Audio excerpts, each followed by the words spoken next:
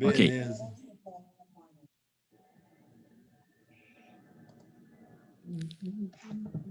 Tá contigo aí, PC. Legal. Vou fazer aquela nossa apresentação aqui, ó. Adoro esse sininho. Até parece Wall Street, opening, né? Opening bell, né? Mas hoje a gente está aqui com para mim, o maior especialista de commodities do Brasil, Guto Gioielli, o cara que manja dos fundamentos, manja do gráfico, manja de meteorologia, de tudo. Ele é Guto Gioielli, né? Hoje uma live aqui, um bate-papo em petit comité com o nosso grande trader Milho, Oshiro, com o amigo César e com o Sandro Chu. Boa noite, Guto. Queria agradecer mais uma vez sua disponibilidade aí. Eu ia avisar também que eu vou ter que sair depois de uma hora e pouquinho. Hoje é dia do veterinário, vocês sabiam que hoje é dia 9 é dia do veterinário? Tem uma sobrinha que é veterinária. E, infelizmente, aí o gato da minha namorada, que não sou eu, né? O gato preto, ele não, o negão, o Frederico, ele não está muito bom.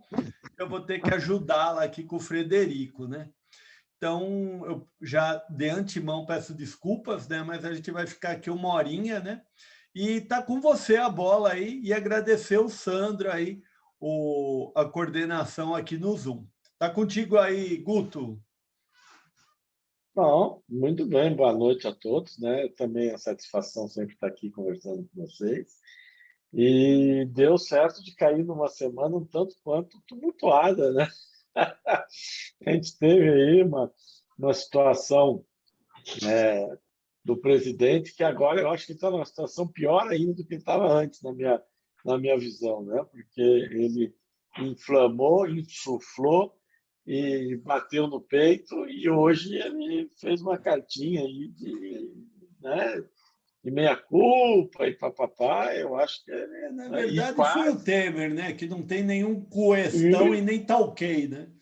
Não é, mas se não acontecesse isso, eu acho que a greve dos caminhoneiros já estava fora do controle do Bolsonaro. Eu acho que essa é a grande verdade, né? E graças a essa intervenção do Temer aí, que a situação deu uma segurada. Eu acho que a gente estava indo para um lado. Eu não sei se vocês viram o discurso agora à tarde do Barroso, que para mim foi o único discurso que valeu a pena, porque os outros três, para mim, não valeu a pena. O Fux, o Lira e o Aras também, né? Passou um pouquinho de pano, né? Oi, falaram junto, não sei. Bom, enfim, para mim, né, sim, também teve o Aras. O Aras, então, nem conta, porque o Aras é cachorrinho de coleira do presidente e dos políticos, né? Ele ficou lá porque ele passa a mão em cima de todo mundo, não vai prender ninguém, não vai processar ninguém, né? Senão ninguém tinha reconduzido ele lá. Mas eu acho que, para mim, o Barroso, que para mim é o melhor deles que está lá, sempre achei, de um bom tempo para cá, que para mim que é ele que é o fiel da balança. E hoje ele respondeu à altura. Eu achei que a resposta dele hoje foi: ele bateu com vontade, ele não teve dó de bater, não, bateu com vontade. Mas, tough but fair, né? Como dizem, né? Mas eu acho que essa intervenção do Temer pode nos trazer aí um alento aí de, pelo menos daqui até o final do ano, de dar uma melhorada na economia, porque a coisa tá muito ruim, né? A gente está vendo a inflação aí querendo chegar a 10%, em algumas capitais já chegou a 10% nos últimos 12 meses, e a gente que já viveu, né, hiperinflação, a gente sabe que depois dos 10% é que o negócio começa a andar, né? E começa a andar com vontade. Então, se eles conseguirem controlar daqui até o final do ano, ou pelo menos até janeiro, não superar os 10%, eu ainda acredito que a gente tem a salvação. Mas se passar dos 10%, eu acho muito complicado. Tá? E o dólar também, né? O dólar deu uma recuada boa, porque a bolsa subiu hoje e tal. Agora, se o Bolsonaro chegar e desmentir tudo que essa carta está escrita, não é isso que eu disse, não fui eu, aí é zero de novo. Inverte novamente. Reverte tudo. Mas eu acho que ele ficou muito assustado com a reação que teve. Não teve o apoio, talvez, que ele esperasse, né? Ele fez um movimento muito bom, mas não teve o apoio que esperava, né? Eu estou falando de política para chegar no dólar, tá? Para a gente falar nas nossas commodities. Mas eu acho importante a gente ter um pouco de visão do que está acontecendo, porque senão a gente vai falar algumas coisas e depois mica, né? Mas, então, é essa situação, né, que ele criou e ele está perdendo o controle agora. Ele já tinha perdido o controle do governo há algum tempo, quando o Centrão entrou, e agora ele quase perdeu o controle dessa greve dos caminhoneiros, ainda não tenho certeza se ele conseguiu reverter isso. Parece que no Paraná a situação foi a bala mesmo, a polícia abriu a estrada a bala. Moro no Paraná. Eu não... Oi? Eu moro em Curitiba, eu ouvi alguns comentários que o negócio ainda está, né? Ainda Mas está, exatamente. Não, são focos no Brasil inteiro, mas isso, para dar uma virada, é muito ruim, né? Lembra o Temer, né? A situação que o Temer passou com aquela greve dos caminhoneiros. Então, eu acho que por isso que ele foi o cara. Acho que quando ele viu aquele troço dos caminhoneiros, acho que ele falou: meu, está na hora da gente conversar. Não, diz que o papo foi de 5 horas seguidas. Mas, é muito engraçado, né, Guto? Porque a greve dos caminhoneiros, historicamente, ela derruba presidente, né? O Salvador Allende caiu com uma greve, mega greve de 26 dias, né? Nenhuma pessoa em sã consciência ia querer conviver com uma greve dessas, né?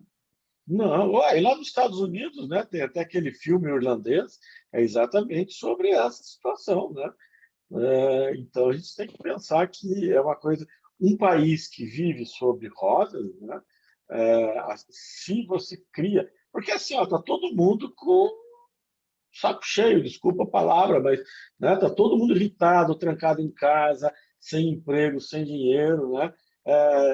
Os caras que estão trabalhando com caminhão, por exemplo, o óleo diesel não para de subir e por N motivos, e o lucro deles vai diminuindo. Então, né, você tem um barril de pólvora aí, você não pode acender né, acender o fósforo. Se acender o fósforo, o troço vai ficar complicado, né? E ele está acendendo fósforo, né? Então ele está lá no paiol de pólvora querendo acender um fósforo, né? Arriscando o fósforo. E o Temer, que já entrou com um centrão, né? Esse acordo do Temer está lá, não é de hoje, né? O Temer já está lá há algum tempo. Eu acho que o Temer agora pulou mesmo na garganta dele e falou: meu, você para ou você vai ser o cara linchado, né? Você vai ser o cara, você vai ser o pego e não vai pegar como você quer. Você está atiçando o cachorro vai te pegar e não vai pegar quem você quer, né? Então, essa situação, se acalmar daqui para frente, a gente pode voltar a ter um dólar razoável, porque, além desse problema político, nós temos um problema econômico, que é o problema do caixa do governo, né? Então, ele quer dar dinheiro, né? Ele veio com essa proposta aí de 100 milhões de brasileiros ser financiado pela Caixa Econômica Federal, provavelmente por um juros subsidiado, e não sei de onde sai esse dinheiro, tá? O caixa do governo está cada vez mais negativo, o teto orçamentário está sendo estourado, e você cria, então, uma situação muito complicada. Aí, para sair de uma recessão, você precisa de incentivo. Provavelmente o Banco Central vai aumentar os juros no mínimo 1 ponto, né? No mínimo, na próxima Copom. Tem o calote dos precatórios também, né? Que tem que arredondar essa bola, né? Ainda tem isso aí. Então, o que me preocupa, o que o Paulo falou agora, dos precatórios, é que já tem articulação em Brasília para tirar os precatórios do teto de gasto. Então, isso vai, de uma certa maneira, impactar fortemente o mercado. Você cria lá a regra de ouro. Você diz que tem um montante lá, R$1 trilhão. Só que você fala, desse 1 trilhão, eu não conto esses 89, 90, enfim. Então, você já está quebrando uma regra. E isso vai trazer uma instabilidade. Tudo bem, hoje veio lá ele seguir um conselho do Temer. O Temer, na verdade, eu ouvi agora o Camarote, um pouquinho antes de entrar na reunião, ele disse o seguinte: o Temer falou, essa greve dos caminhoneiros, se você não dá um basta, vai ficar no teu colo, você vai entrar na história Você não sabe o que você fez. Ele não tinha dado conta da besteira que ele fez. Eu concordo plenamente, Antônio, concordo plenamente. Ele colocou uma bomba atômica no colo dele, e ele não estava entendendo. E, O por sorte, precatório é outro. não, o precatório eles querem dividir em dois, metade esse ano, metade ano que vem. Tá certo? Tem uma Agora, terceira agora, Guto. Eles querem tirar fora. não, sim, Deixar eles fora. querem, eles querem deixar essa metade fora, né? Era para jogar tudo para o ano que vem, ninguém aceitou. Então vamos pagar metade esse ano, mas fica fora do teto. Pô, o mercado não vai aceitar isso.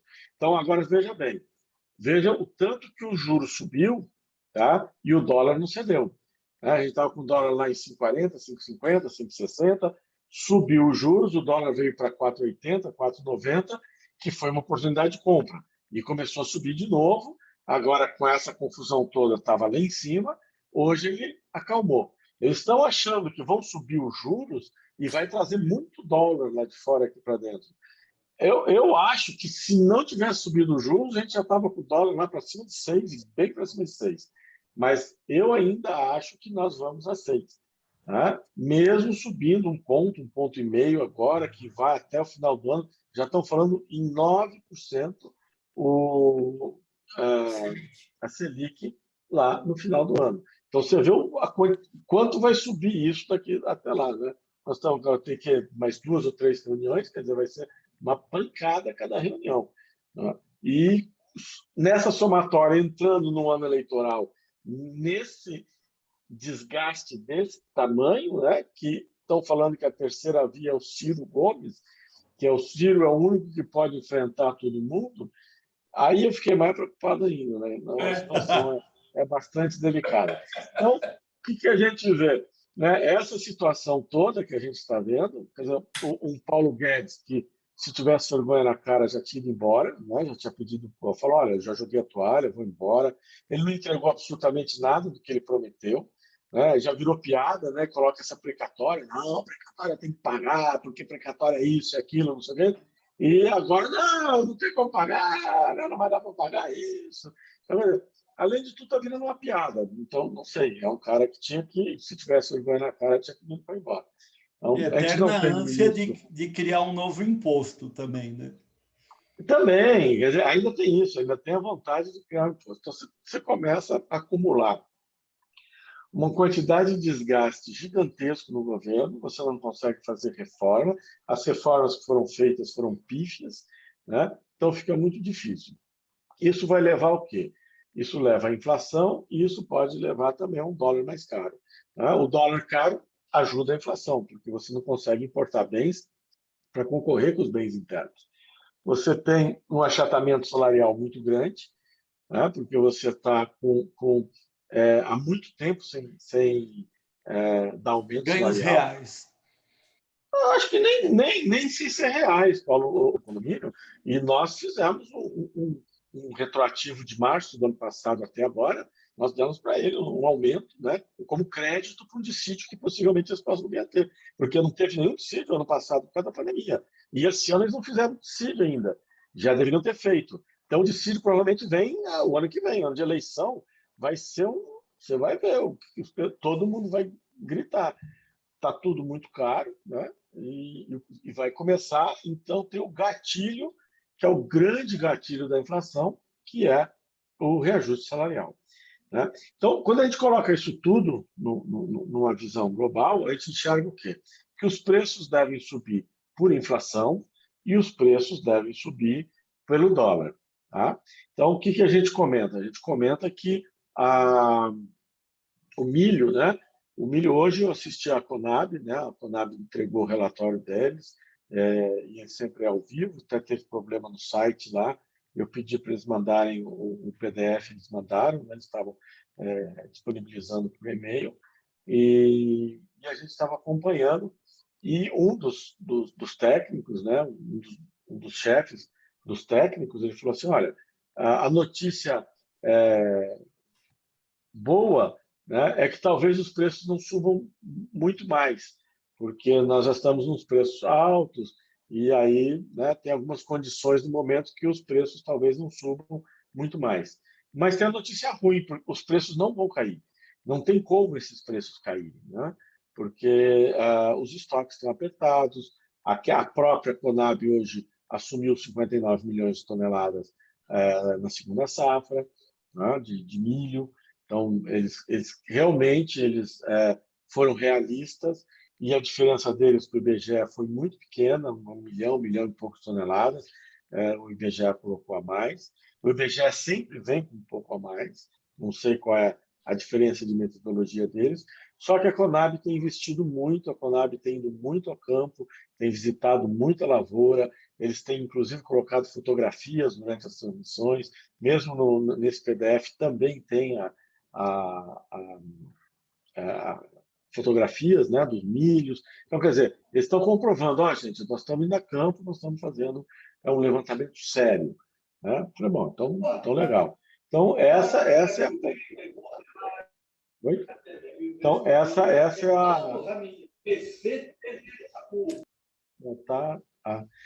Então, realmente, eles têm aí uns números bem interessantes. Eu não sei qual é a metodologia que o IBGE tem, mas, enfim, a gente está vendo isso, né?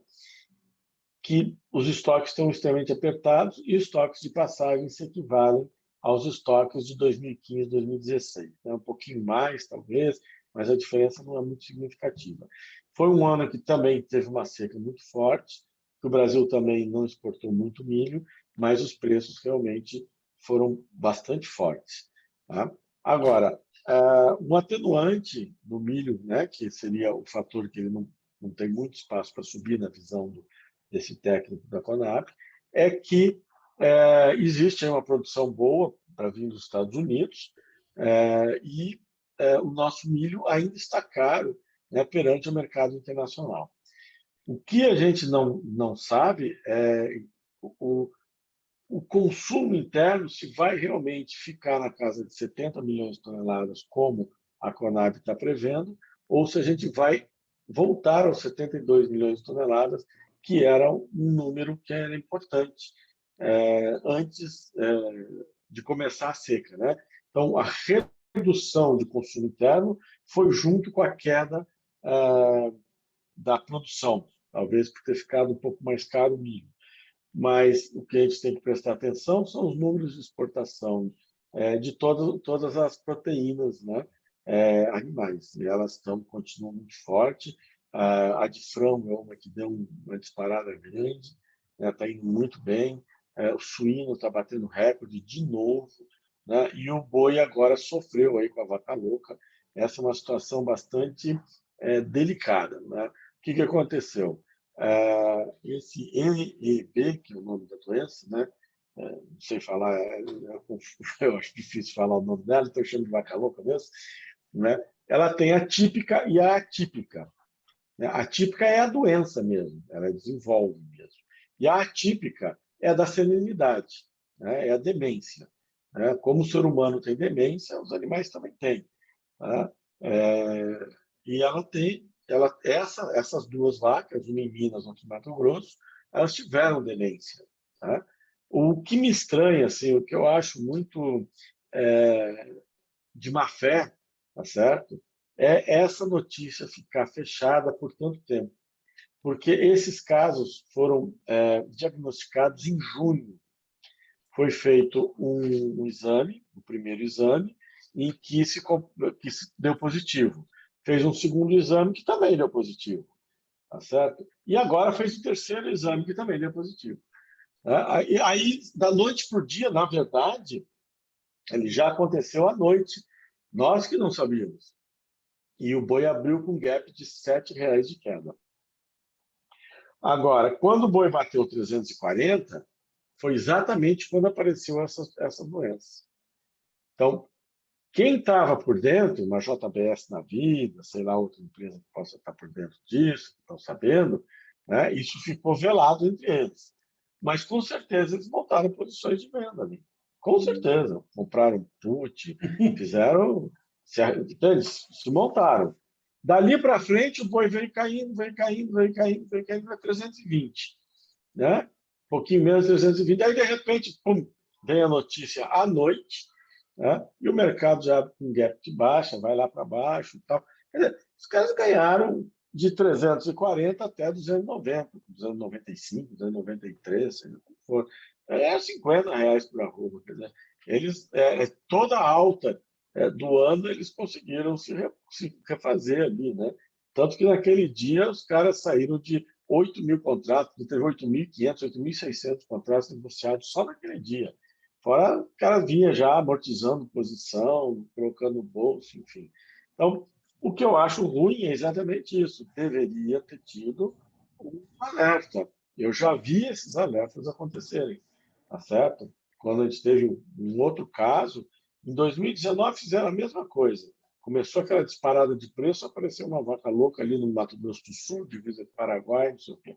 E nessa teve um requinte ainda, e pior ainda, porque diz que aonde estava esse animal, ele estava em confinamento, e este confinamento estava usando cama de aves, que é proibido exatamente para evitar que tenha essa doença. Porque essa doença realmente ela vem, não só da cama de ave, é mais difícil, mas ela vem Ração de origem animal, né? porque a cama de ave é porque morre muito bicho, entendeu? Morre muita ave, morre ali dentro, eles têm que tirar rápido e tal, mas às vezes fica ali, tira alguma coisa. Mas apareceu na Inglaterra isso, porque eles pegavam as ovelhas que morriam em campo e faziam um tratamento lá e trituravam e virava ração de vaca.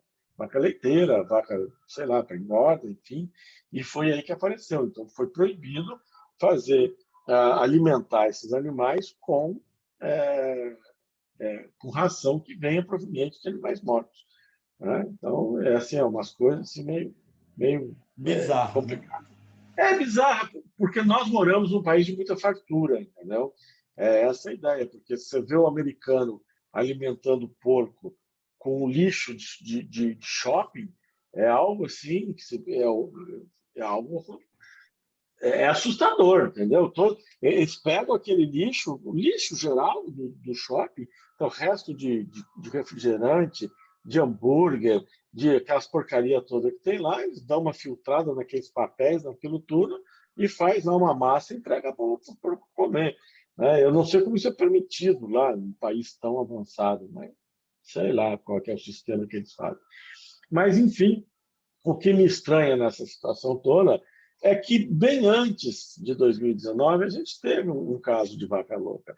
Mas, assim que apareceu o caso, foi feito um alarme, né? Não ficou escondido, né? Ninguém escondeu. O mercado ficou sabendo, olha, a gente tem a suspeita de uma vaca louca. Então, o mercado, sabe, o mercado não despencou R$ 13, R$ 15 que nem fez agora.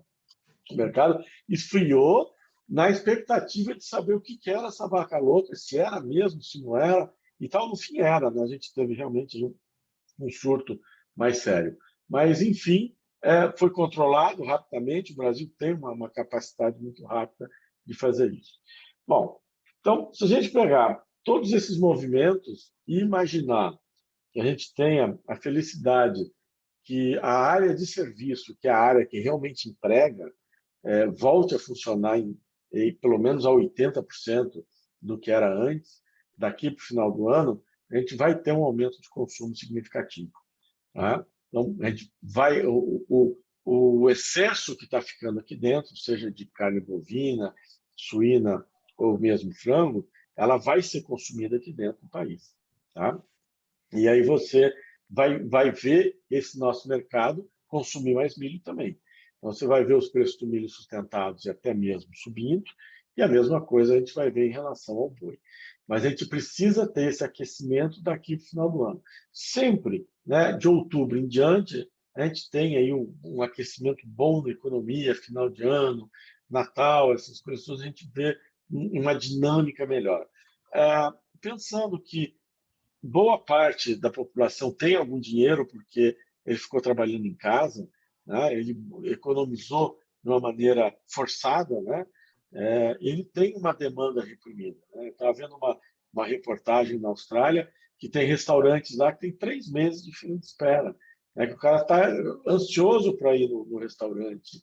E assim, a gente vai ver acontecer no Brasil também, né? Cinema, mesmo shopping, outros centros de diversão, bares, restaurantes, né? Aqui a gente ainda tem algumas restrições, né? Restrições mais está mais difícil, ainda não girou, né? Aqui demora, né? Que demora para chegar a crise e demora para ir embora. É longe dos centros, né? Então esse é um efeito normal dentro do país inteiro. Então, o que eu torço exatamente é isso, que a área de serviço volte, né? O cabeleireiro volte, tudo. Aí você assiste a televisão, você vê a cabeleireira lá, ou ela não tem água, ou ela não tem energia elétrica, ou ela não tem nem água nem energia elétrica. Pô, aí, né? Aí é complicado. Uma má gestão, não é de hoje, não é desse governo, mas faz parte desse governo, dessa má gestão, da nossa fonte de energia elétrica. A gente tem aí vários fatores que poderiam mudar esse, esse, esse sistema de geração, melhorar, né? Principalmente a modernização das turbinas. Mas modernizar turbinas não é uma coisa que você faz em um ano, né? Mas você pode modernizá-la, né? Você tem E a gente agora fala, você falou da Belo Monte, né? Outro dia eu vi uma reportagem, acho que ela tem 11 turbinas e só tinha uma 18, funcionando. 18 e só 18, tinha uma, né? funcionando a 40%. Isso, porque ela é uma usina, é uma coisa louca, né? Uma usina sem reservatório, né? Ela não, É uma, é uma ela não usina tem reservatório, ela vai com fluxo normal das águas, porque é uma série de restrições ambientais, né? Que Não, teve o pior não lá. é isso. O pior é que eles construíram um canal mais largo e não sei se mais comprido, porque eu não consegui ver, a Bandeirantes que passou isso, que o canal do Panamá. Então, você vê a grana que esses caras devem Não, é ter pego, caríssima, né? né? Não, e outro, né? O superfaturamento lá correu solto, porque é no meio do mato, lá no meio do Amazonas, não chegava ninguém, a entrada era controlada, não ia ninguém lá fazer nada. Então você ainda tem esse problema. Você tem até o técnico, acho que nessa reportagem comentou, né, Paulo? Pô, se você tivesse um lago aqui, você podia irrigar lavouras, você podia ter piscicultura, você podia ter, né, energia solar em cima do lago, como apareceu em Itaipu e outros lugares, enfim, né? E os caras Era para fizeram um suprir negócio. 6%, acho, da energia do Brasil e não dá nenhum. Não, e quando ele dá numa época que todo mundo tem água, né? Quando tem cheia, não precisa, né? Não O reservatório é precisa. justamente para isso, né? É como querer estocar quando tem quando não há necessidade, né? Exatamente, né? Você oferta um monte quando não precisa. Quando É, precisa, você não tem como ofertar. Não, é complicado. Mas, Doutor, sim, você vê algum risco de racionamento mesmo de energia elétrica, com cortes específicos, horários, enfim, priorizando ou a indústria, ou priorizando o comércio, o uso residencial, muito me assusta. De novo, referência ao Globo News, alguns reservatórios já estão trabalhando perto de 12%, 13%, e quando chega a 10%, você corre o risco de danificar a turbina, porque junto com a água você vem trazendo barro, resíduo. Então você tem protocolos que você tem que desligar a turbina. Caso contrário, é por conta e risco de quem está operando, do operador. Né? Se deixar a água passar, você pode perder. Se não tem dinheiro para fazer um retrofit na turbina, imagina trocar a turbina. exatamente. Eu acredito que a gente possa ter ou algo programado ou algo não programado.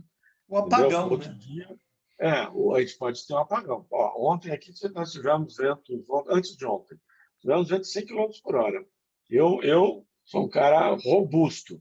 O vento quase me carregou no meio da rua, né?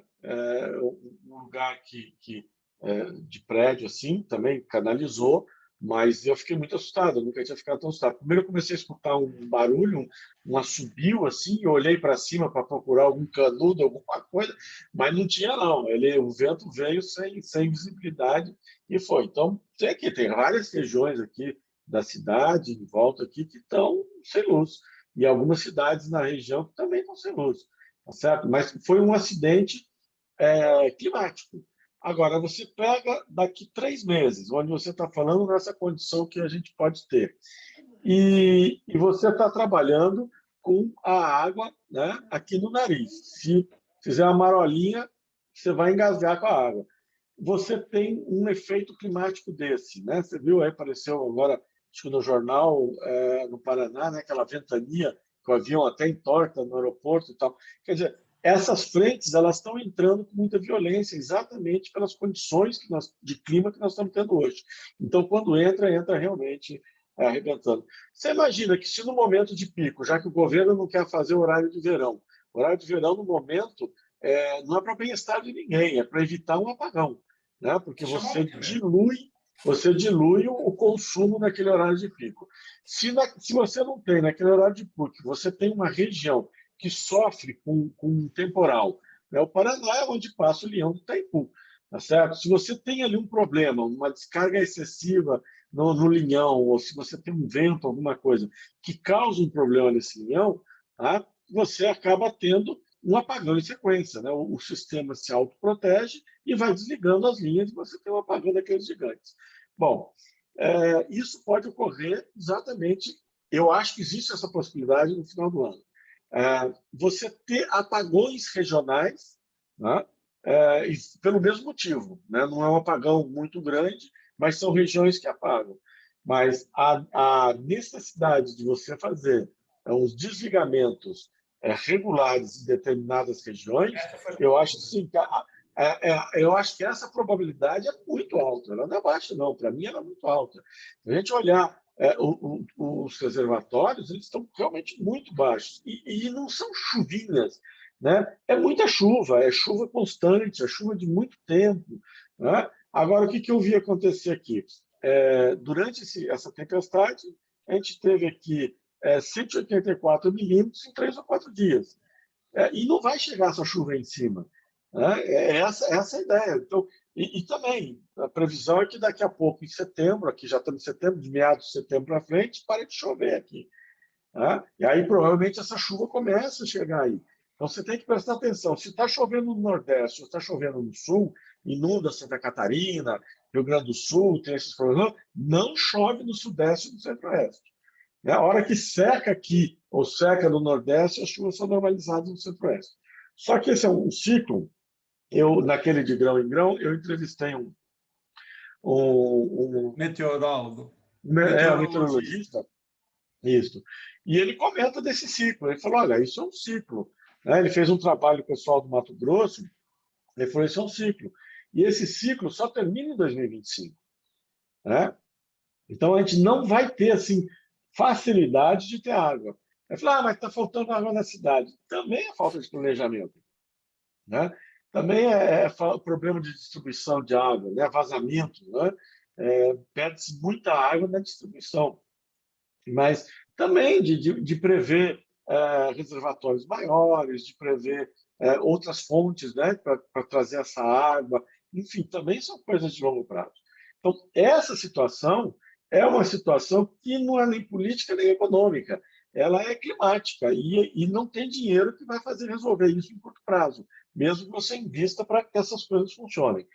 Então, esse, para mim, é o grande gargalo, o maior gargalo. Os outros gargalos, eu acredito que existe de uma maneira ou de outra a gente consiga superar, né? Mas esse, para mim, é o maior gargalo, porque como é que você vai pôr uma empresa para trabalhar, como é que você vai pôr, né?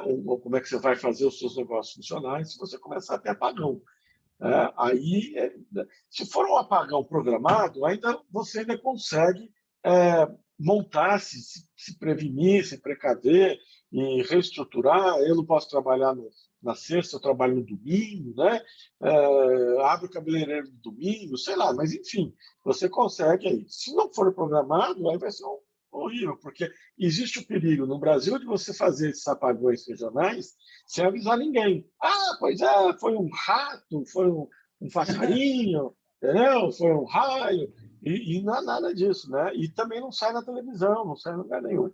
Então, isso ocorre. Então, para mim, assim, ó, o maior empecilho não controlável é exatamente esse, porque mesmo que tenhamos boas chuvas na primavera e no verão, né, eles não vão ser suficientes para encher os reservatórios. Podem evitar apagões, podem evitar blackouts, etc., mas eu não vejo que nós vamos ter uma situação tranquila se não tiver boas chuvas. Deixa eu só fechar a janela aqui. Está frio. Está frio aqui. E então, esse é o maior entrave. Voltando aos serviços, né?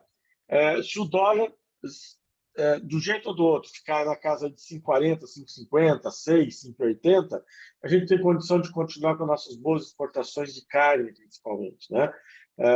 A China pode estar remoendo agora para comprar nossa carne, tentando renegociar, fazer alguma pressão exatamente por causa da vaca louca, mas isso não vai demorar nem de um lado nem do outro, porque 30 dias passa muito rápido e a China ficar sem comprar por 30 dias, ela não tem outra opção. Carne bovina, ela não tem outra opção.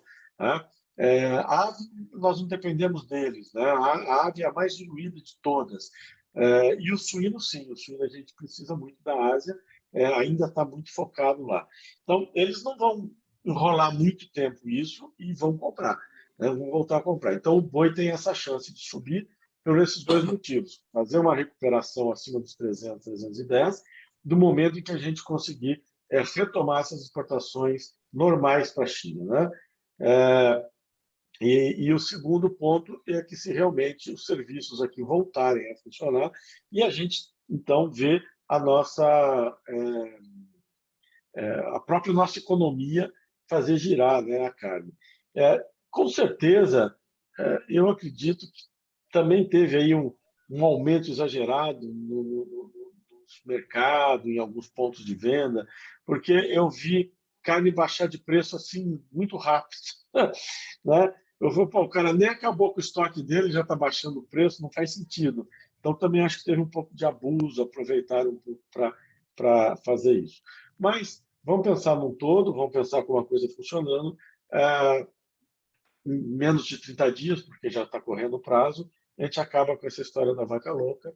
E se realmente entrando outubro em diante, a gente conseguir enxergar a área de serviços voltando com bastante força, né, também vai ter um aumento de consumo.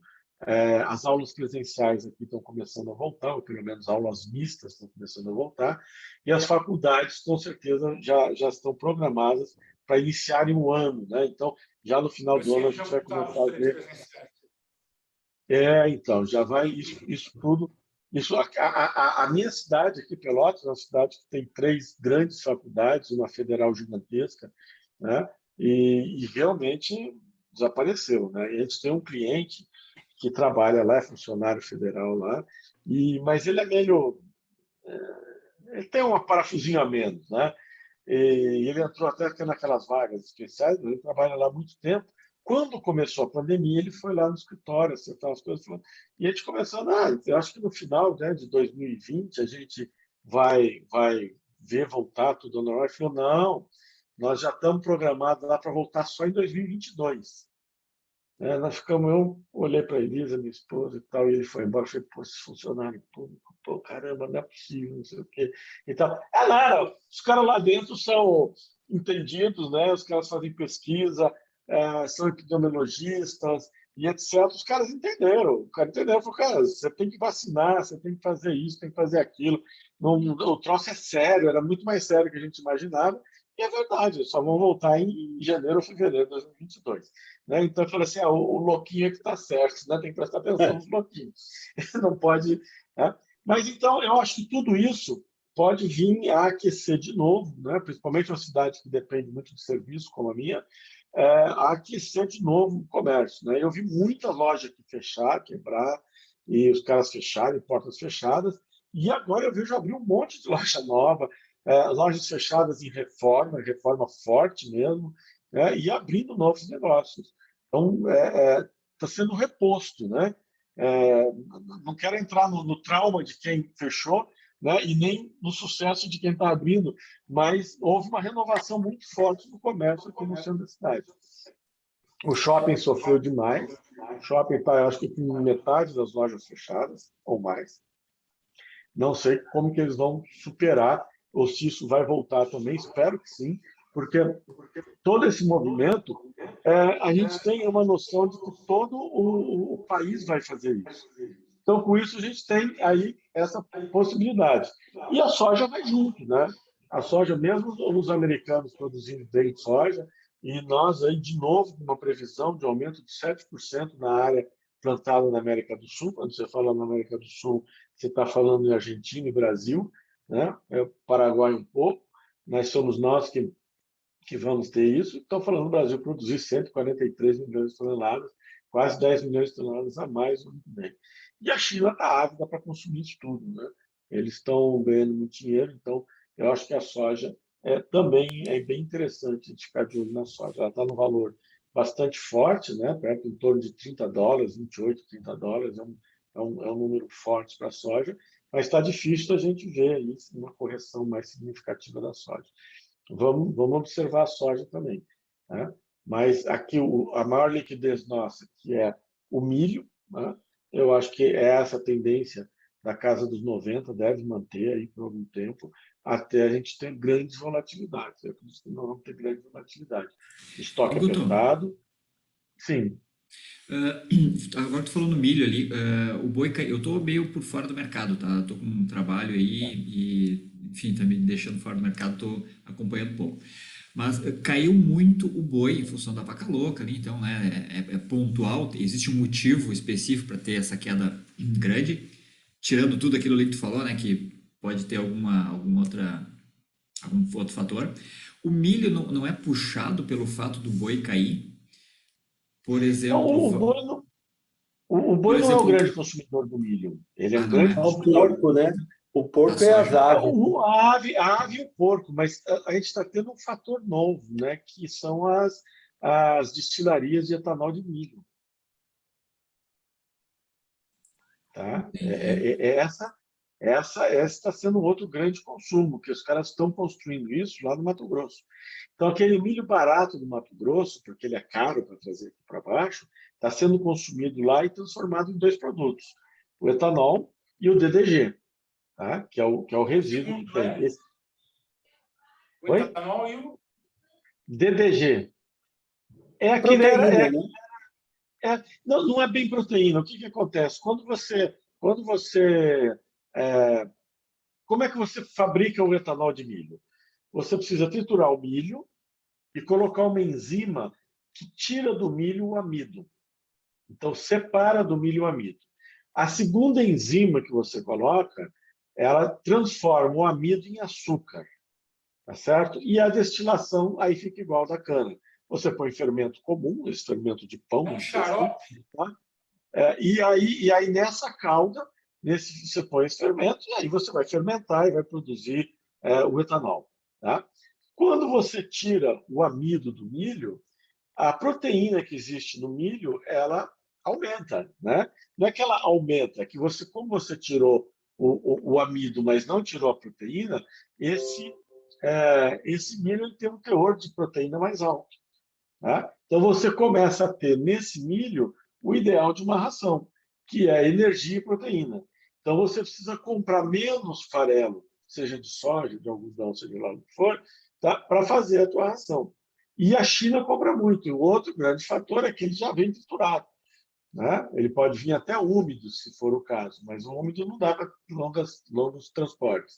Mas é isso. Então, quando se fala que a China está comprando muito milho dos Estados Unidos, ela está comprando muito DDG. Tá? Então, essa que é a grande opção da China. Ela já compra um produto que facilita ela produzir a ração. E agora eu vi, acho que ontem, hoje cedo, mais 7 pedidos de abertura de novas destilarias de milho no Mato Grosso. Então, todo esse milho, né, o Mato Grosso tem um potencial gigantesco para produzir milho de safrinha, todo esse excedente não vai vir para o sul. Né? E o Paulo Guedes Ele vai... aumentou o imposto do álcool importado, né, que é no combustível também. Mas assim, ó, nós não estamos com excedente para vender.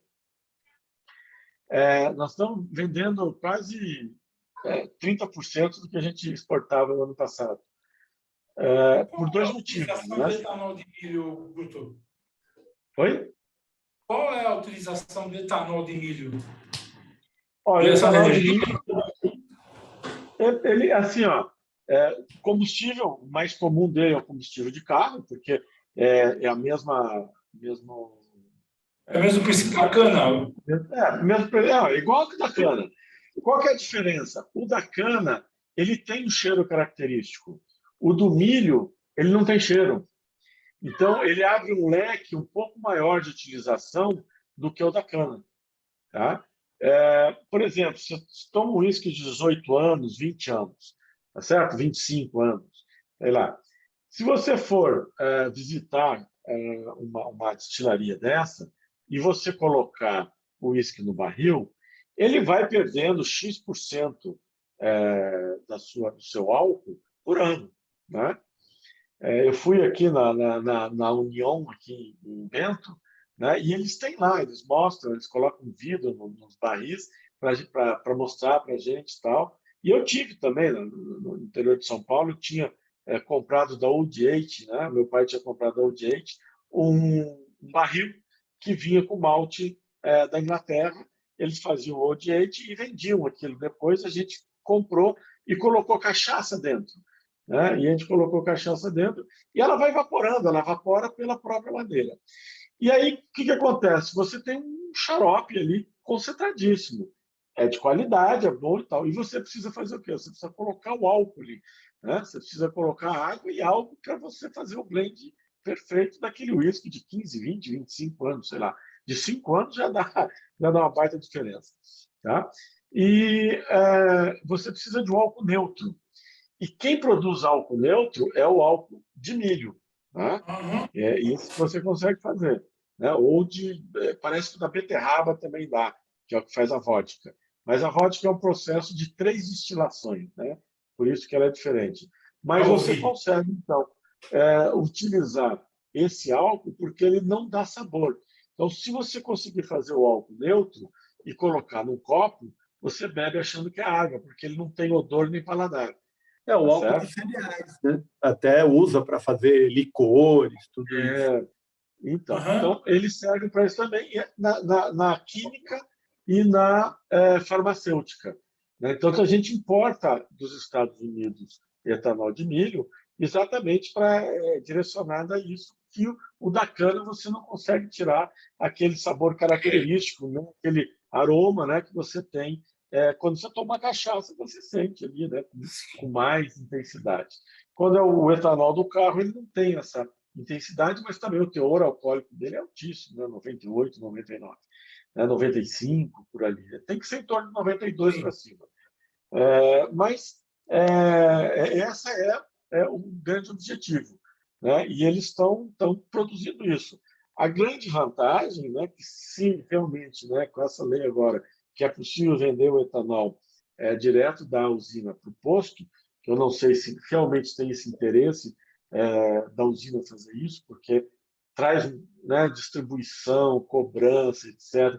Não sei se vale a pena para eles, mas, de repente, você tem uma fonte de combustível no interior do país, no Mato Grosso, né, porque essas são mais ao norte do Mato Grosso.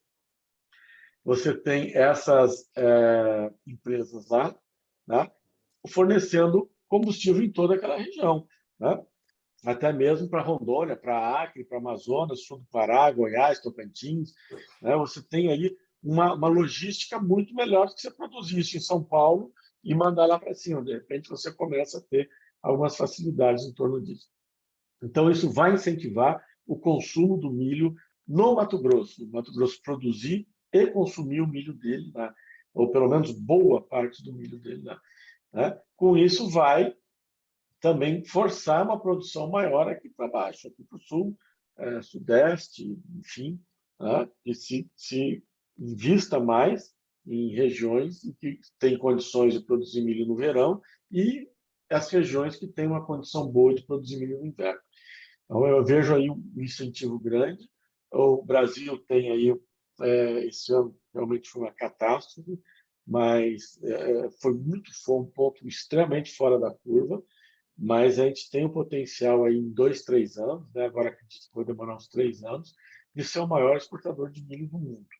Tá? A China vem escondendo o consumo que ela está criando de milho, né? Mas ainda parece que vai ficar em torno de 20 milhões de toneladas. Um país que há poucos anos atrás era um exportador de milho, né? Isso aí, de repente, virou e agora está importando um número grande. A China está com dinheiro, né? Ela tem dinheiro realmente. Eles estão com a classe média deles está crescendo bastante e eles estão então se alimentando melhor, né? Mas o mais importante é eles conseguirem trazer a população, tirar a população da miséria. Mais importante do que ir para a classe média, para que todo mundo coma bem, né? Então, eu acho que isso aí não tem como não levar em consideração. A Índia, que seria um outro grande comprador de alimentos, né, está muito pobre ainda, né? Então, a gente precisa que a Índia consiga enriquecer um pouco mais para que a gente consiga ter mais um grande consumidor. Isso pode vir a acontecer mais cedo ou mais tarde. Então, a gente vê aí uma tendência grande de consumo de alimentos por um bom tempo, ainda para o mundo todo, né? Então, a gente tem um potencial muito grande. E a Eu gente tem vejo esse a China com problema. uma política de crescimento consistente. Ainda não tem uma política de crescimento. Ainda Não, não tem não tem. política nenhuma. Só ia Não, pedir desculpa, Guto, eu vou me ausentar por causa do Frederico, vulgo tá Negão. certo, tá Desculpa aí, certo. pessoal, Então, e tá. agradecer ao Vai, Sandro. vai, Obrigado aí, Guto, da gentileza aí. E é obrigado, isso. Sandro. Põe. Cuida do negão, cuida bem do negão, hein? Legal. Falou. Eu tenho uma última pergunta, que Sim, vou pode. falar um pouquinho só da crise de agricultura nos próximos 6 meses, um ano. Ela vai impactar. Do que, desculpa, cortou a hora que o Paulo saiu.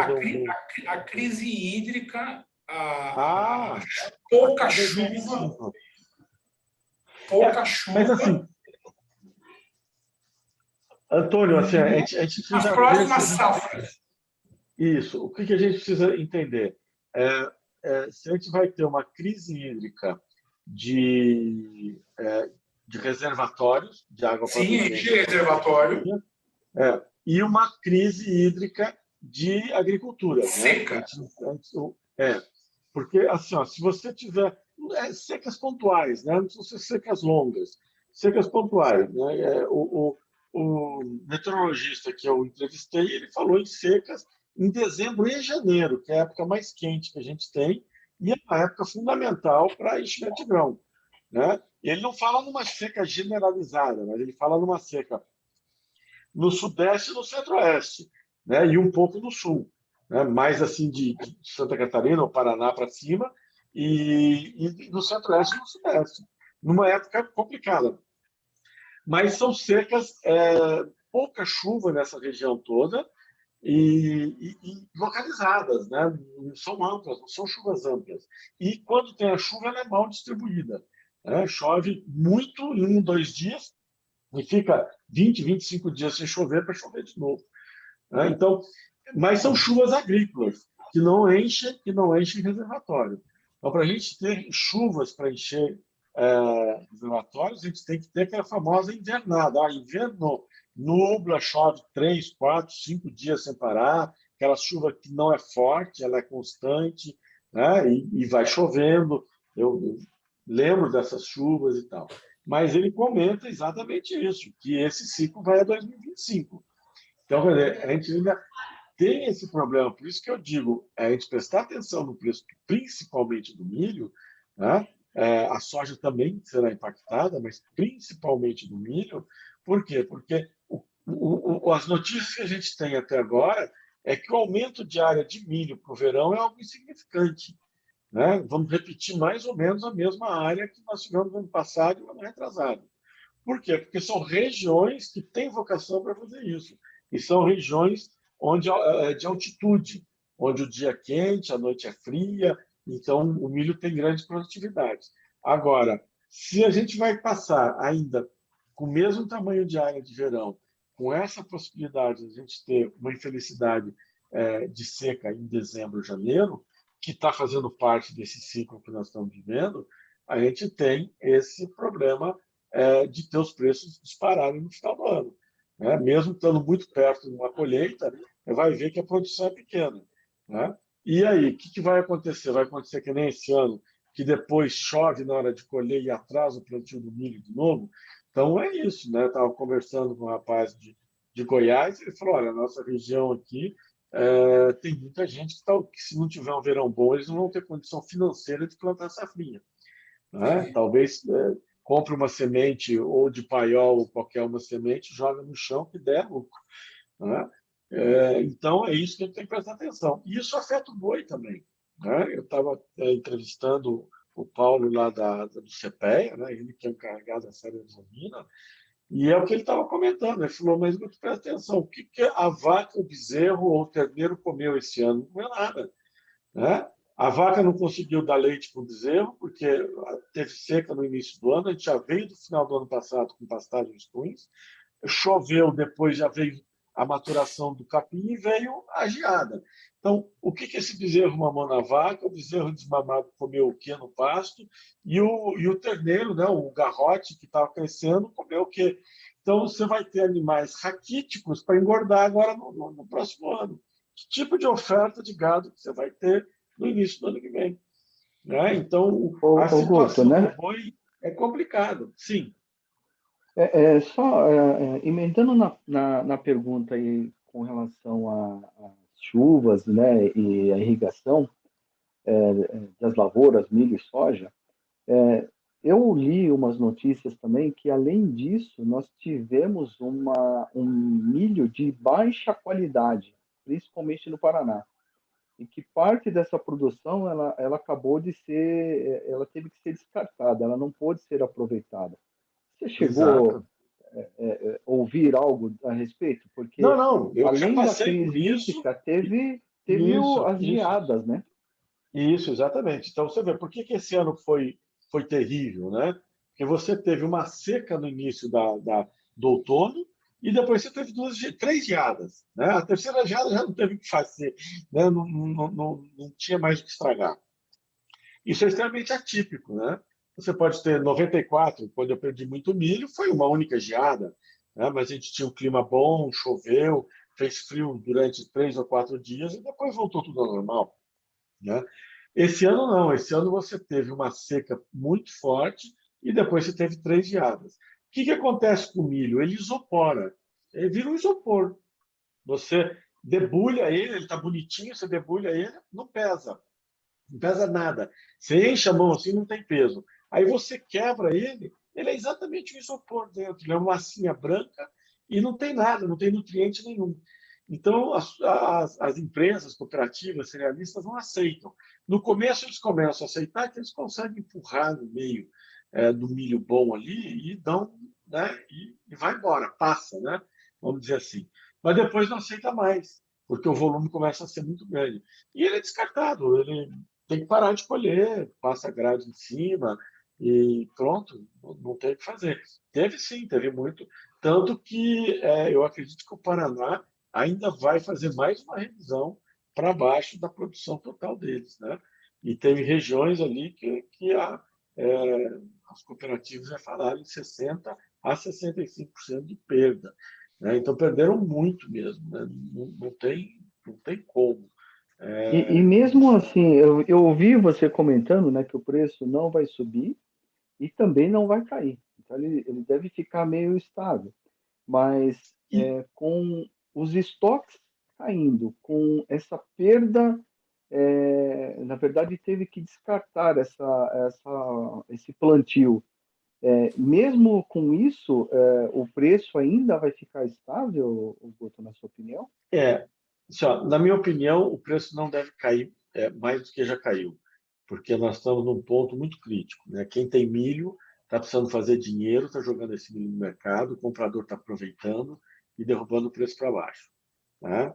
E está comprando um milho mais barato. Daqui a pouco, ou o cara não tem mais milho para vender, ou quem tem não está precisando. E aí ele vai acabar suspendendo a venda. Por isso que o preço do milho não cai.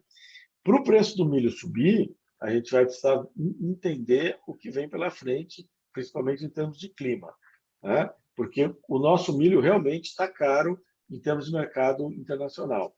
Então, isso aí pode vir a dificultar um pouco a nossa exportação e criar um excedente aqui dentro. Isso a gente vem escutando faz quase um ano já, né? Que eles estão falando isso, para tentar manter o preço do milho mais barato. Agora, quais são os fatores que podem reverter isso e fazer esse milho realmente passar de 100, 110, sei lá quanto que pode ir?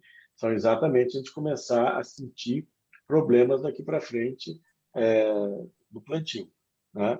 Ou planta na hora certa e aí fica todo mundo meio tranquilo, e aí de repente começa a acontecer alguma coisa, ou realmente começa a atrasar, né? O Márcio, que é um cliente meu, que está sempre no Telegram e tal, ele tem uma propriedade perto de Londrina, ele comentou que ele comprou o ano passado o herbicida do verão agora, e ele foi buscar entregar metade para ele. Ele falou, mas cadê a outra metade? Não, pois estamos racionando, porque não está chegando, etc. E ainda você ainda está com um gargalo de adubo, de herbicida, né, e sei lá, se inseticida lá na frente. Então, no momento, a fotografia do momento ainda é meio de cautela, porque as grandes empresas, grandes consumidores fizeram essa importação aí, da Argentina, fizeram muito barulho em cima disso e sentaram um pouco nas compras. Emendou com o fim da colheita que está acontecendo agora, com a necessidade de venda. Aí os caras achataram o preço, né? E agora, daqui para frente, que a gente vai ver quem vai ganhar essa queda de braço, né? Então, eu acredito que não caia, mas para subir a gente vai ter que entender que realmente esse estoque que está aí de passagem é muito ruim. E o fator dólar, né? Se de repente você vê esse dólar voltar a 5,80, por exemplo, aí sim, aí a nossa exportação fica muito viável, vai ter briga do mercado externo com o mercado interno, e a gente vai ver esse milho, então, realmente voltar lá acima de 100, 110. É isso que eu entendo que está acontecendo, né? É uma briga ainda num momento desfavorável para o vendedor. Legal, Guto. Obrigado. Ô Guto, Sim. boa noite. Aí uma perguntinha, só para esclarecer. Você disse que o consumo interno do milho é em torno de 70 milhões de toneladas e que não vai haver um aumento significativo na área plantada ou vai ficar mesmo a área plantada em relação à safra, não sei se seria 2020, 2021 ou 2021, 2022. 2021, Verão de 2022. 21, 22. Verão. Verão. E levando em consideração essas duas coisas, e mais as condições climáticas que você já fez bastante, explanou, a produtividade também não deve aumentar.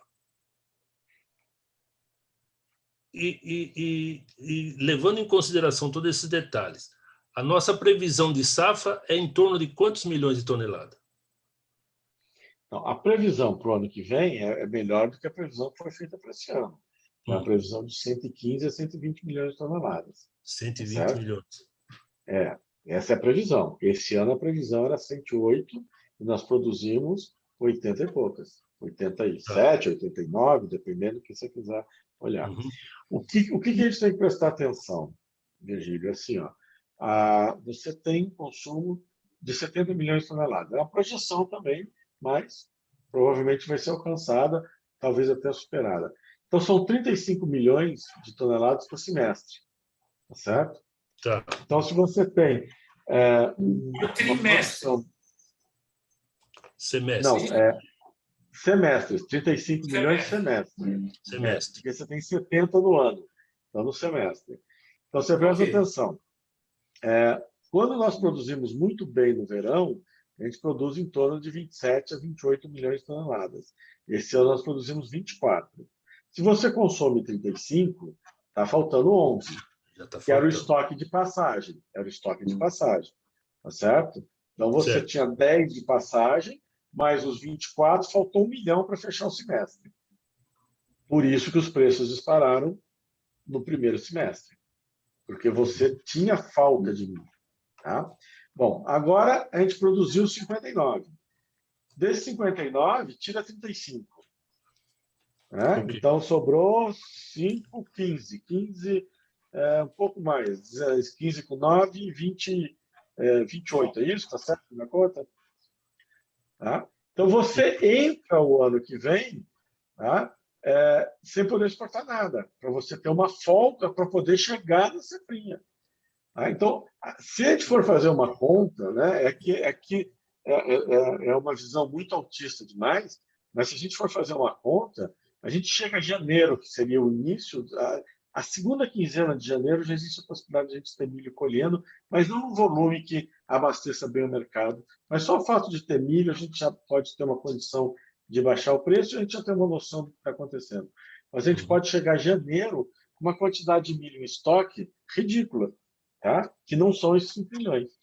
Tá? Agora, se você tem uma previsão que vai colher os mesmos 25, ou a média, entre 24 e 27, você colhe aí 26,5, 25,5, 26 milhões de toneladas. Com 5 de passagem, são 31. Já está faltando 4. Já está faltando 4. Tá? Já está faltando 4, que você só vai conseguir começar a colher no fim de junho, início de julho, se plantar na data certa. Entendeu? Então, quer dizer, é difícil a gente falar em milho cair de preço daqui até junho do ano que vem. É mais fácil a gente falar que vai subir, mas a gente tem que tomar cuidado em falar em subir preço, porque são preços que já estão altos num país que está com a economia aí muito abalada. Né? Então, um dia eu fiz uma conta, e depois eu não repeti mais, mas eu fiz uma conta que tudo que a gente produziu esse ano, verão e inverno, né, fechando agora, mais os 10 milhões de passagem e as vendas externas que a gente tinha feito com a possível probabilidade, a gente chegaria em janeiro, fevereiro sem nada, absolutamente nada. Tá certo? Então, aí você vai ver o mínimo preço que o vendedor quiser vender. Porque, Quem vai vou dar... trazer da Argentina.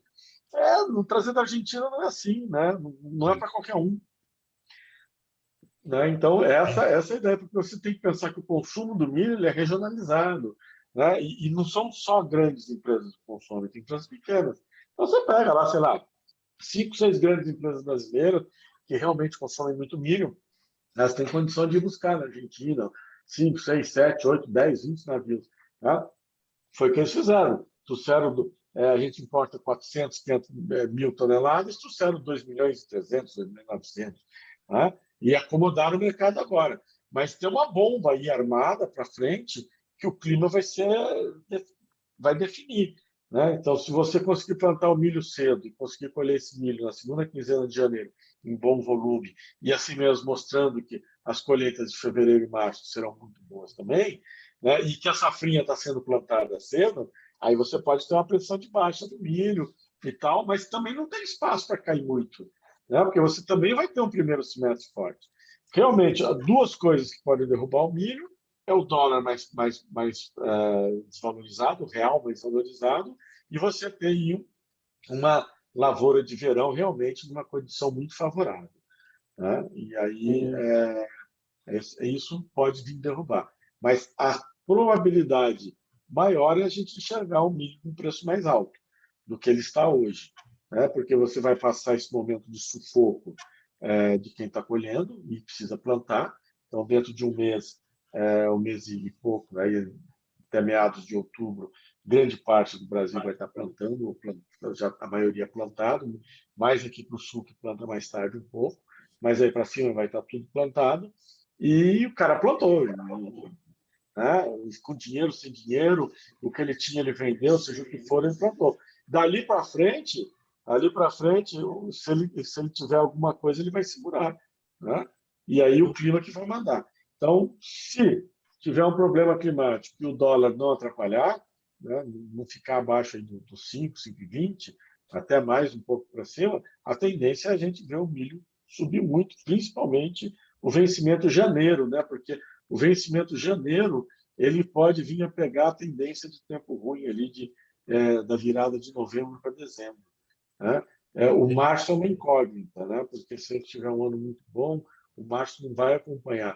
Normalmente a gente vê uma curva, né? Novembro, janeiro e março para cima, chega maio ele despenca, né? Normalmente é essa curva que a gente vê acontecendo. Se tiver muita oferta, março pode ser um mês fraco. Se não, a gente vai ver uma curva muito alta, né?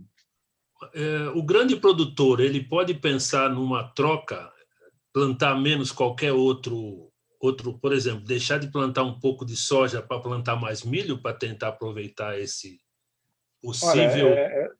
É difícil isso? é mais difícil, porque assim, ó, o que acontece?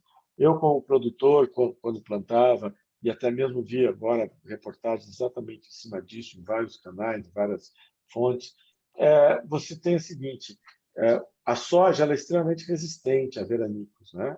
Ela se refaz com muita facilidade.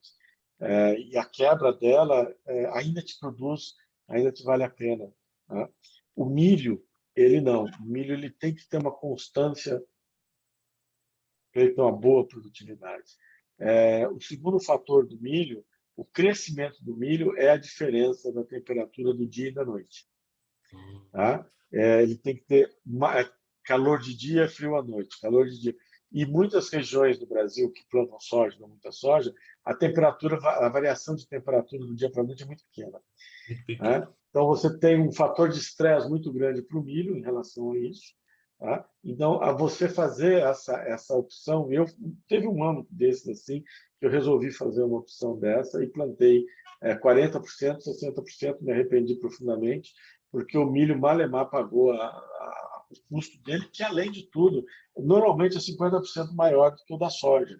Ele é uma cultura que, com 45, 50 dias, você não entra mais nele, você não faz mais nada ali, mas você tem que fazer muita coisa até lá, e a semente é mais cara, a quantidade de adubo é maior, a ureia que você tem que passar, você tem que realmente inseticidas e tratamento de semente, ele é realmente 50% mais caro, né, que isso. E você tem um segundo problema, a colheita. Tá? Ninguém quer deixar de colher soja para colher milho para você. Se você tem as suas máquinas, tem as plataformas, não tem problema. Mas, normalmente, está muito terceirizado, né, esse serviço. E o cara vai colher soja. Primeiro, que a soja deteriora muito mais rápido. Segundo, que a soja vale mais que o milho, normalmente vale mais que o milho. Então, para quem está colhendo, é melhor. As cooperativas e cerealistas dão preferência para a soja, em vez do milho. Então, o milho fica ali. Além de tudo, atrasa você fazer uma nova lavoura. Então, são vários fatores que levam a não fazer essa troca, mesmo com potencial de ganhar mais. Né? Tem regiões que são favoráveis, né? Regiões altas de Minas, Ventania, aquela região de Ventania do Paraná, ali tem várias regiões do Paraná que são de altitude, o pessoal realmente planta milho ali, tem uma produtividade, acho que a maior produtividade que eu vi quando eu acompanhava assim mais de perto foi nessa região. O cara produziu alguma coisa equivalente aos americanos, né? Por isso que o americano produz muito, né? O americano é uma planície muito grande, mas o verão deles é diferente. O verão deles é nossa primavera, nosso outono, vamos dizer assim. Certo. Então, por isso que o cara fala, pô, tá 32 graus, tá matando gente. Lá tá, o normal é 23, né? 25, 24. Né? Aí, na divisa com o Canadá estava 50 graus, na Europa também a mesma coisa. Então, a gente não tem essa noção, né? Aí, tinha uma entrevista com o Salvador, os caras 21 graus, o cara morrendo de frio de madrugada e trabalhando. Então, a gente perde um pouco essa noção por ser um país tropical. Mas eles produzem muito milho, exatamente, eles têm um diferencial de temperatura, né, muito grande do dia para a noite. Eles têm um clima. O que favorece a plantação de milho. Isso, Okay. por isso que nós estamos batendo recorde de soja, e é muito difícil alcançá-los no milho, né? Produzindo aí 370, 360, 380, dependendo do ano, né? Esse ano a gente falando de 374 milhões de toneladas, a gente produz 100. Ainda não firmamos o 100, né? Essa é a verdade. Então, esse é um fator que, por isso que a previsão de aumento de plantio de milho para o verão agora tá muito, muito pequena, né? São poucas pessoas que vão arriscar fazer isso. E a gente tem que ter um verão muito redondinho para conseguir. Né? Ok, obrigado, Então, Guto. Tá? Valeu. Isso aí. Muito bem. O que mais que eu posso fornecer de informações para vocês? Ô, Guto, só uma pergunta em relação ao preço do boi gordo. Sim. Na segunda-feira, apesar de não, com volume assim abaixo da média, nós tivemos uma esticada muito grande do preço, né? Uma alta muito grande, justamente por conta da vaca louca lá, que foi descartado, que foi caso atípico e tudo mais, e aí o preço disparou. E aí nós tivemos 2 pregões seguidos com queda, né? Sim. Na tua visão, essa segunda-feira foi uma alta exagerada e por isso que está recuando ou Não, tem algum outro motivo por trás disso? não, a primeira que a queda foi extremamente exagerada, né? Então foi naquele desespero, né? De vaca louca, não vai vender carne, e o negócio despencou, foi uma especulação exagerada, vamos dizer assim. O fato de ser uma vaca louca típica, né? Fez subir de novo o preço, né? Levou o preço para cima, pelo menos corrigiu, ou praticamente corrigiu aquela queda violenta que tinha acontecido, pelo menos naquele dia, né? São câmeras quase iguais, né? Faltou um pouquinho para igualar. E essas últimas 2 quedas é porque exatamente ficou indefinido, né? A China tem 30 dias para, ou seja, as exportações têm 30 dias suspensas, né? Pelos protocolos internacionais, pelos acordos internacionais. Você tem uma doença dessa, você suspende as suas exportações por 30 dias, né? Então, isso é um protocolo que pode ser quebrado por quem compra, né? Não por quem vende, mas por quem compra ele pode ser quebrado. Então, a China, ou outro comprador que seja, chega e fala, não, olha, eu estou ciente, né? Vocês não perderam a classificação sanitária, então tudo bem, eu vou voltar a comprar normal. Só que isso não aconteceu ainda.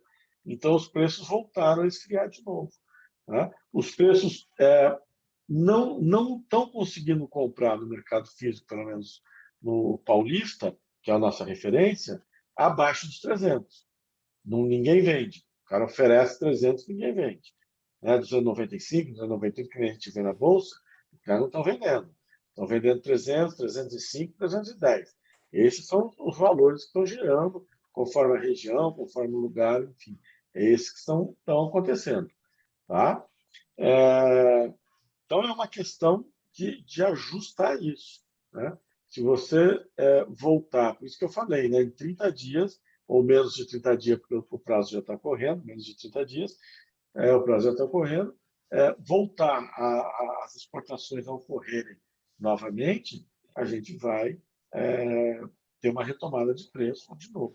E se com isso a gente tiver essa área de serviços embalada de novo, bom, aí o mercado interno começa a enxugar esse excedente e a gente vai ver os preços subirem.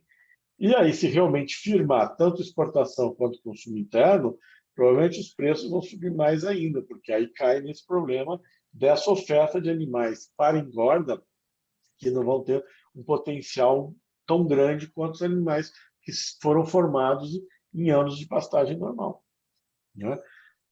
Se for ver as pastagens que estão por aí, você vê pegando fogo aí, né? Hoje, no Jornal da Bandeirantes, aí, um pouquinho antes da gente começar a conversar, estava lá aqueles redemoinhos, né, de fogo e tal. Quer dizer, aquilo é pastagem queimando. E daí? Sobra o quê para o bicho comer? Né? Então, você vai ter uma formação muito, muito ruim desses animais que vêm vindo por aí. E vai ter um atraso no cio das vacas, né? A gente não pode esquecer disso. Que a gente ainda vai ter um atraso no cio das vacas, né? Então, você ainda vai criar mais um dente de oferta de bezerros mais para frente. Então, a situação do boi é bastante complicada. Ela só não virou um artigo extremamente de luxo aí, né? Como que é a piadinha que voltou a circular. Sempre quando o boi ficar caro, né? O cara pergunta para o padre, é pecado comer carne na Semana Santa? Não, meu filho, é um milagre, né? Você conseguir comprar, né? Então, é por aí, né? Pode ser que isso volte a acontecer, né? de o boi ficar numa situação extremamente difícil de ser consumido, porque você não tem uma oferta decente e você tem uma demanda forte, né? Um pouquinho que abaixa o preço, o consumidor compra, né? E lá fora compra também. Então, se aliado a isso, com o ano eleitoral, ano que vem, a gente vê esse dólar mais para R$ 6 do que para 5, né? Aí realmente a gente vai ver milho mais caro, a gente vai ver boi mais caro, tá? Vai ver muita coisa mais cara. A inflação vai ter, porque você tem combustíveis caros, né? A gente tem um problema, uma equação de combustível dificílima de ser superada.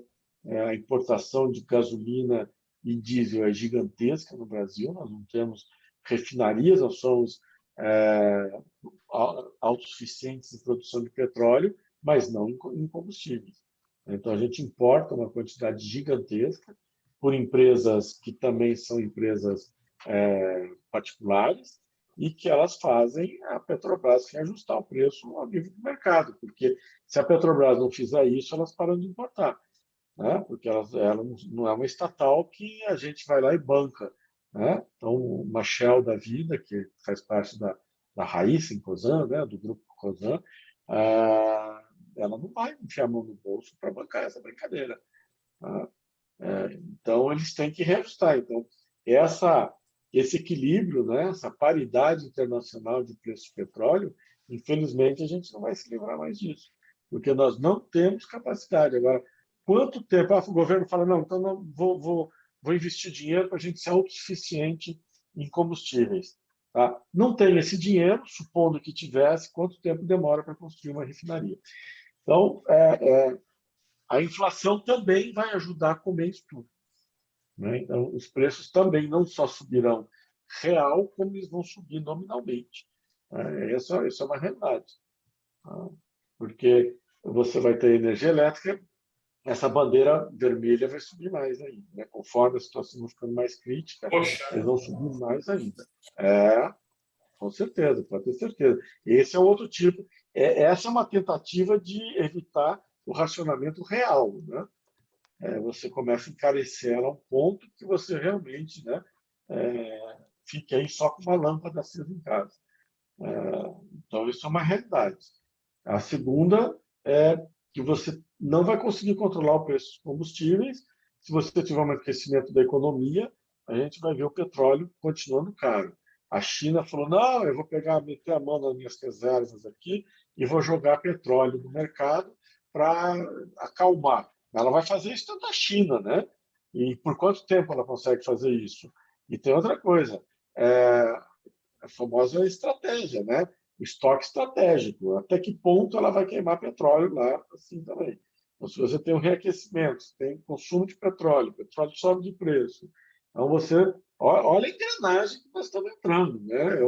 É uma situação, assim, a gente tinha que ter realmente uma liderança nesse país, unindo todo mundo e lutando para mudar isso tudo. Não vejo nada disso acontecendo. Tá? Então, por isso que eu fico muito assustado. Você tem uma crise de energia elétrica, você tem uma crise de energia de combustíveis, tá? Você tem uma inflação solta aí, que é alimentada por isso tudo. Não tivemos ainda o reajuste de salários, que vão ocorrer, e o ano que vem um ano eleitoral extremamente polarizado e politizado e extremamente agressivo. Difícil a gente não ver o dólar a 6, eu acho, até mais, né? Se não tiver uma mudança de rumo daqui para o final. Vamos ver o que o Temer vai fazer, né? Então, se o Temer assumir a presidência, quem sabe a gente tem uma situação um pouquinho melhor, né? Mas isso aí. consultor. Manda. O Temer consultor, né? Você quer dizer? Bom, depende de quanto você está pagando para ele, né? Ele pode, se você pagar mal, ele assume a cadeira da presidência. Se você pagar bem, ele é consultor. Na verdade, antes de sair, só fazer uma brincadeira que eu vi também, que o Ciro Nogueira corre um risco danado de perder o cargo de chefe da Casa Civil, né? O Ciro? O Temer assumiu o lugar dele. Eu vi o Camarote falando agora à noite. Não, ele já carrega a agenda. né? É que nem o Paulo Guedes. O Paulo Guedes está lá só para aparecer, porque ele não manda mais nada. Tem outra equipe mandando lá. O Paulo Guedes virou piada. Eu vi esses dias uns Cara, cartazes aí na Faria Lima, né? O Faria Loser, o Paulo Loser. Ele virou. Cara, porque ele está ganhando muita grana para aguentar essa humilhação toda que ele tem passado. Tem que estar Eu não sei. Tem mais alguma coisa por Mas é trás isso, aí? sabe? Assim, ó, então, tem muita coisa. Agora é o seguinte, né? Assim, outro dia eu comentei isso, né? A JBS é uma empresa que está ligada com o governo, ela não está ligada com o presidente, né? Ela pode ter usado o governo do Lula para virar o que ela virou, mas para ela não interessa mais se é Lula, se é Temer, se é Bolsonaro, se é Zé, se é Pedro, se é José. Ela está lá dentro, ela já faz parte da estrutura do governo, entendeu? E ela é a maior multinacional produtora de proteína animal do mundo, né? Você imagina que um açougueiro há 30 anos atrás, no interior de Goiás, tem a maior empresa hoje. Você imagina o caminho que eles traçaram, Deus me livre, tá certo? E agora estão tentando, lá os Estados Unidos está tentando segurá-los, porque eles montaram um cartel lá nos Estados Unidos, os caras estão apavorados com os caras lá, e já falaram para o presidente, esse negócio que você quer fazer aí, nós não aceitamos, já está desse jeito. Então, você imagina aqui no Brasil o poder dele. Todo mundo, o cara fugiu para Nova York, o cara está na China, pô. É lá que ele está. Lá que é o ponto interessante. Então, a gente tem que entender que grandes empresas não visam presidentes, ela visa o governo, né? Ela está entranhada no governo, né? É a história do Sarney lá atrás. Ele falou, eu mandei o dinheiro para o Nordeste, mas não é meu para o Nordeste, ele passa pelo segundo escalão. E nesse segundo escalão ele vai sendo replicado, dividido, distribuído, desviado, seja lá o que for, né? E é assim que funciona. Por isso que ninguém quer fazer reforma administrativa, né? Porque você quebra uma engenharia que tem lá dentro, que é essa. O presidente o cara acha, o Bolsonaro achou que ele era presidente, que ele mandava, que ele fazia, que ele acontecia, não faz nada. Ele é um fantoche, né? E ele não percebeu isso. O Temer sabe lidar com isso, ele não sabe, né? O Lula sabe lidar com isso, né? Porque quem foi preso? Foi o Lula ou foi os caras da JBS? A JBS pagaram o mico lá de ficar preso numa gaiolinha ali na frente da Polícia Federal, não sei o quê, e foram embora e acabou, né? Mas quem ficou 500 e poucos dias preso foi o Lula. Você acha que se o Lula fosse o grande mandante dessa história toda, ele estava preso? Não tinha sido preso de maneira alguma. Agora deram aí um benefício para ele. Não, rasgando todos os processos, não tem mais processo nenhum, morreu o assunto, quase prenderam o Moro, né? Então, é isso que a gente tem que entender. A gente tem que entender que o presidente ele é só o fantoche. Quem manda mesmo é a estrutura que está lá atrás. É isso que tem que ficar claro. Tá? Então, não consegue fazer reforma, não consegue privatizar, não consegue mudar. Esse caminho que está aí é um caminho que é muito difícil se não vier realmente uma pessoa que tenha uma cultura muito boa, que consiga uma empatia muito grande para a população, que consiga fazer muita coisa, ele não consegue mudar. É essa estrutura que está aí. O que o Bolsonaro fez agora foi o que o Jânio Quadros tentou fazer. Né? Ele falou assim, bom, eu tenho uma puta popularidade, ele saía no caminhão, ele não Para sei o São que Paulo e e tal. volto no braço do povo. Exatamente. Aí ele pediu e os caras meteram o pé na bunda dele, já assumiram lá a presidência e, tchau, vai embora. E foi o que ele quis fazer, o Bolsonaro quis fazer. Não, vamos para a rua, todo mundo para a rua. Foi bastante gente para a rua, foi. Mas não foi o volume que ele precisava que tivesse ido. Ele está achando que o Brasil inteiro ia sair. O Collor, põe a bandeira do Brasil na janela, todo mundo põe uma bandeira preta. Né? Então é isso. Né? Só que a estrutura do governo, as empresas em volta do governo, o sistema continua funcionando. Tá certo? E é isso que a gente tem que entender. Né? A gente não pode votar no presidente, a gente tem que votar num bom vereador, num bom prefeito, um bom deputado estadual, um bom governador, um bom deputado federal e senador. Está difícil de achar esses caras, mas a mudança vai acontecer dessa maneira. Oi? Bom, Foi eu vou preciso sair agora. Eu queria agradecer a todos aí, o Guto, o Virgílio, o Paulo já saiu, e gostaria de ter uma outra oportunidade como essa para a gente continuar essa conversa aqui. Com certeza. Agradecer mais uma vez e desejar um bom final de semana a todos aí. Amanhã já é sexta-feira, já é quase sexta-feira, né? Já é quase sexta-feira. E vamos ver quanto tempo o Bolsonaro consegue ficar calado, né? Eu quero ver. Ó, peraí, não desliga não. Peraí, quer ver? Olha só agora no Estadão. Vamos ver, quer ver? Peraí. Ele tinha que dar uma desculpa para a turma do cercadinho, né? O que ele falou aqui? Ele falou, deixa a poeira baixar. Aí fazer um negócio desse. Meu Deus do céu.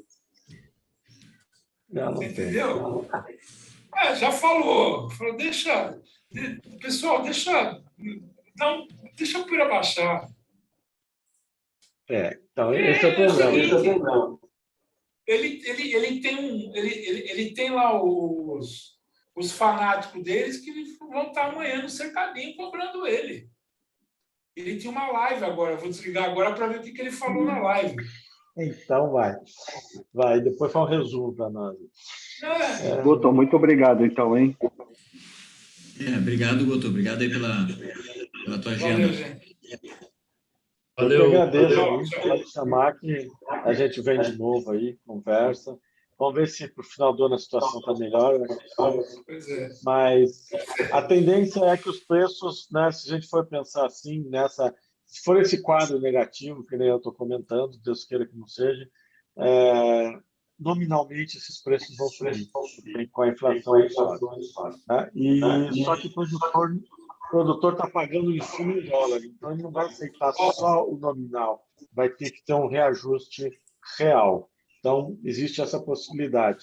Até que ponto o consumo e o preço alto vai andar bem, a gente vai ter que ficar observando. Ok? E eu agradeço aí. Aqui, à disposição para outra aí, tá bem? Acabou a live dele, ele falou durante a... Deixa acalmar, pessoal, deixa acalmar sobre a cobrança para manter. Filha da puta. Eu infeliz.